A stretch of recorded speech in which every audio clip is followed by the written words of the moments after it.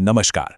आज हम भारत के एक ऐसे नायक की कहानी जानेंगे जिनका नाम है डॉक्टर बी.आर. अम्बेडकर। ये कहानी सिर्फ एक इंसान की नहीं बल्कि उस बड़े संघर्ष की है जिसने भारत में सामाजिक न्याय की पूरी तस्वीर ही बदल कर रख दी। अगर डॉक्टर अंबेडकर की सोच को समझना है ना, तो बस ये एक बात पकड़ लीजिए। सोचिए जरा, जिस इंसान ने अपनी पूरी जिंदगी अन्याय और अपमान सहा हो, वो आसानी से बदले का रास्ता चुन सकता था, लेकिन उन्होंने ऐसा बिल्कुल नहीं किया। उन्होंने चुना संवैधानिक मार्ग, यानी कानून और व्यवस्था का रास्ता, और यही चुनाव उनके पूरे जीवन और उनके काम का आधार है। तो सवाल यह है कि ये सोच आखिर आई कहां से? इसकी जड़ें हमें उनके बचपन के उन अनुभवों में मिलती हैं जो उस समय के समाज की एक बहुत ही कड़वी सच्चाई को दिखाते हैं। चलिए उनकी यात्रा को एकदम शुरुआत से समझते हैं। उनकी कहानी एक ऐसे समाज में शुरू होती है जो जाति के नाम पर बुरी तरह बटा हुआ था।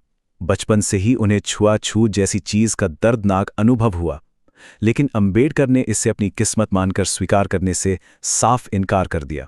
उन्होंने शिक्षा को इस सबसे बाहर निकलने का रास्ता बनाया। वो अच्छी तरह जानते थे कि अगर इस पूरी व्यवस्था को चुनौती देनी है तो ज्ञान से बड़ा कोई हथियार हो ही नहीं सकता। और देखिए, यही शिक्षा उनकी लड़ाई का सबसे बड़ा टर्निंग पॉइंट बनी। उन्होंने ज्ञान को सिर्फ जानकारी की तरह नहीं देखा, बल्कि उसे सामाजिक असमानता पर हमला करने वाला एक धारदार हथियार बना दिया। तो यहाँ ना एक सीधी सीधी टक्कर देखने को मिलती है।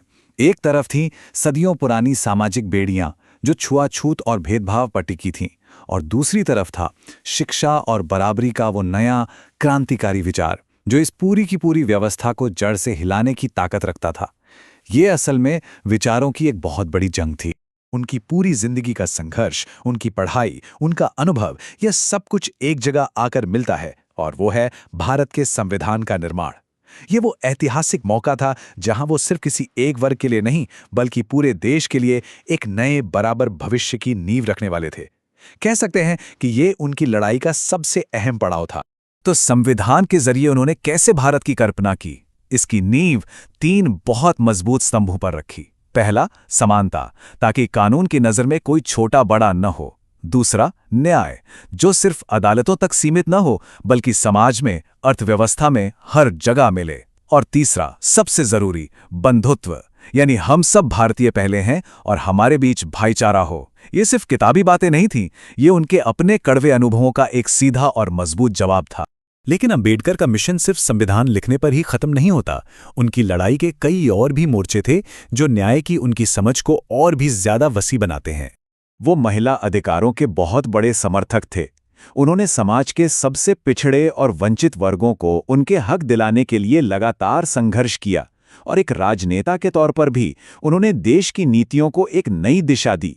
इससे ये साफ पता चलता है कि उनकी लड़ाई सिर्फ एक समुदाय के लिए नहीं थी, बल्कि समाज के हर उस इंसान के लिए थी जिसका शोषण हो रहा था।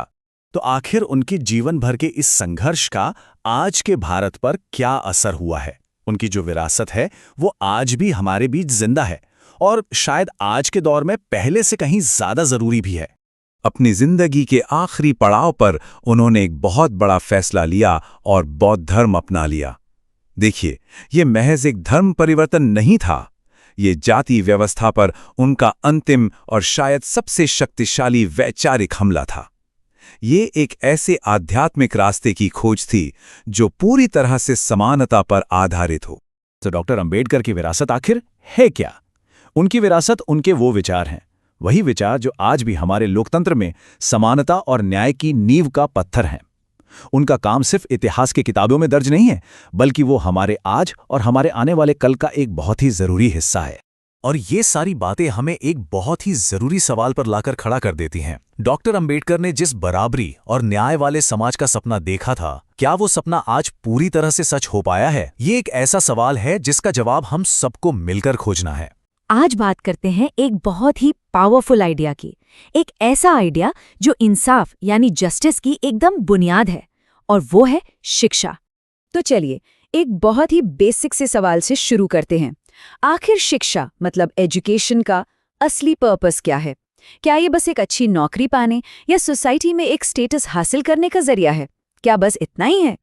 शायद नहीं। कुछ लोगों के लिए ये सिर्फ ऊपर चढ़ने की सीढ़ी नहीं है, बल्कि ये एक हथियार है। जी हाँ, एक ऐसा हथियार जो सदियों पुरानी जंजीरों को तोड़ सकता है।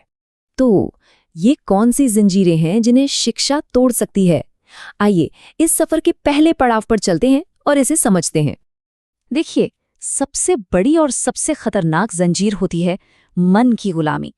मतलब एक ऐसी हालत जहां किसी को ये एहसास तक नहीं होता कि उसका शोषण हो रहा है या फिर उसे आज़ादी का रास्ता ही नहीं सूझता।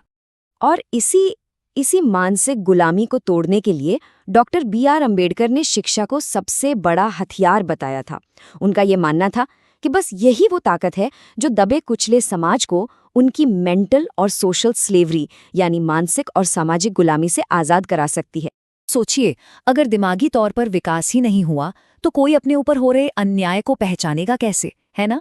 इसीलिए आज़ादी की तरफ जो पहला कदम है वो हमेशा ज्ञान से ही शुरू होता है। और जैसे ही कोई अपनी हालत को समझने लगता है, उसके सोचने के तरीके में, उसके नज़रिए में एक ज़बरदस्त बदलाव आता है। चलिए देखते हैं कि ये बदलाव है क्या। ये फर्क जरा ध्यान से देखिए। एक तरफ है दया और दूसरी तरफ अधिकार। शिक्षा के बिना अपनी ज़रूरतों के लिए दूसरों की दया पर निर्भर रहना पड़ता था। ये एक तरह की भीख थी। लेकिन जैसे ही शिक्षा आई, वही ज़रूरतें अधिकार बन गईं। मतलब अब ये एक दावा है जिसे पूरे हक से मांगा जा सकता है। और यही तो सबसे ज़रूरी बात है। शिक्षा ये सिखाती है कि बराबरी यानी इक्वालिटी कोई चैरिटी या दान नहीं है। ये तो हर इंसान का जन्मसिद्ध अधिकार है और पढ़ लिख कर ही कोई इस अधिकार को इंसाफ के साथ हासिल कर सकता है।